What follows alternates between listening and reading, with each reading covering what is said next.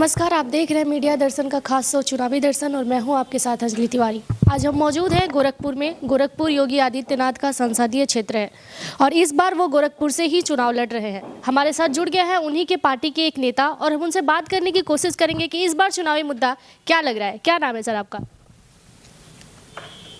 गोरखपुर में कोई चुनावी मुद्दा नहीं है, सिर्फ योगी जी हैं। सिर्फ योगी जी है? सिर्फ योगी जी हैं।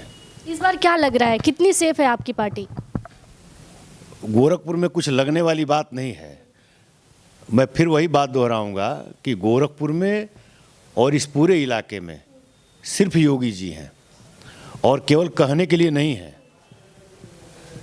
उनका सांसद के रूप में, मुख्यमंत्री के रूप में, आप उनका जो राजनीतिक एक कैरियर रहा है वो यहाँ के जनता के लिए समर्पित रहा है और मुख्यमंत्री होने के बाद उन्होंने जो गोरखपुर क्षेत्र के लिए, स्पेशली गोरखपुर के लिए जो किया है वो भूतो न भविष्यति, न अभी तक हुआ था और संभवतः है कि योगी जी रहेंगे तभी ये आगे बढ़ेगा विकास का जो काफिला है। सर, एक सवाल मैं आपसे पूछना चाहूँगी। बेरोजगारी भी एक बहुत बड़ा मुद्दा है और लोग हर बार ये सवाल उठा रहे हैं कि योगी आदित्यनाथ के आने के बाद बेरोजगारी चरम सीमा पे है। इसको लेके क्या कहेंगे आप? मैं इससे सहमत नहीं हूँ। मैं भी एक जर्नलिस्ट हूँ। बेरोजगारी कोई ऐसा समय नहीं रहा है आज़ादी के बाद से ही। बेरोजगारी और महंगाई दो ऐसी समस्याएं रही हैं, हमेशा रही हैं, और कोई ये कहे कि इन दोनों समस्याओं को हम समाप्त कर देंगे, अतिशयोक्ति है। हाँ, सरकार की योजना बेरोजगार को रोजगार देने की अगर ईमानदारी से है तो भाजपा की सरकार जो प्रदेश में है, हम लोगों के पूज्य योगी जी के नेतृत्व में जो प्रदेश की सरकार है, उसने बहुत ही ईमानदारी से प्रयास किया है, पहल किया है। उसका परिणाम भी है। लगभग सरकारी नौकरी प्रदेश में इस 5 सालों में 5 लाख के आसपास योगी जी के सरकार ने दिया है युवाओं को। ये रिकॉर्ड अब तक का नहीं रहा है। चुनाव है, विपक्ष के पास योगी जी के खिलाफ बोलने का कोई मुद्दा नहीं है, हर तरह से वो पस्त हैं, तो कोई ना कोई एक उनको आधार चाहिए कुछ बोलने के लिए, लेकिन उनके बोलने का कोई मतलब नहीं है। जनता जानती है कि योगी जी जनता के लिए हैं, इस समाज के लिए हैं, इस प्रदेश के लिए हैं। ऐसे मुद्दों का कोई मतलब नहीं है। जो भी समस्याएं हैं, चाहे बेरोजगारी की समस्या हो, रोजगार देने की पहल हो, प्रयास हो, बाकी जो भी युवाओं की समस्या हो, महिलाओं की समस्या हो, व्यापारी की समस्या हो, आम जनता की समस्या हो, उसका समाधान योगी जी हैं और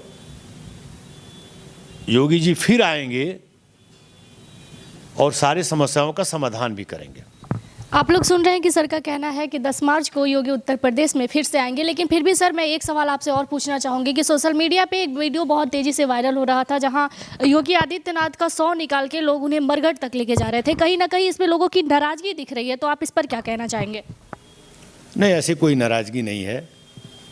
मैंने आपसे पहले ही कहा कि पूरे प्रदेश में और स्पेशली हम लोगों के जो महाराज जी की कर्म भूमि है, संघर्ष भूमि है ये गोरखपुर, यहाँ कोई मुद्दा नहीं है। जनता को जो महाराज जी के, योगी जी के विरोधी लोग हैं, उनके पास कोई मुद्दा नहीं है।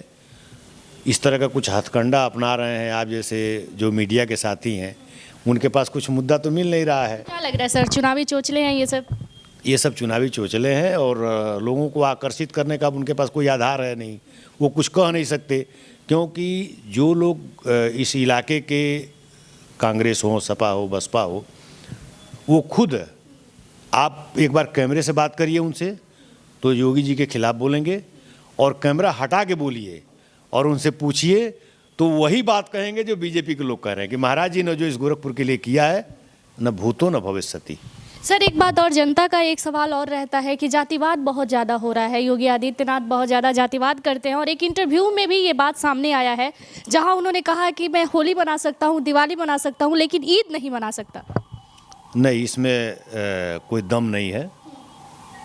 योगी आदित्यनाथ जी संत हैं, संत के लिए कोई जात नहीं होता है।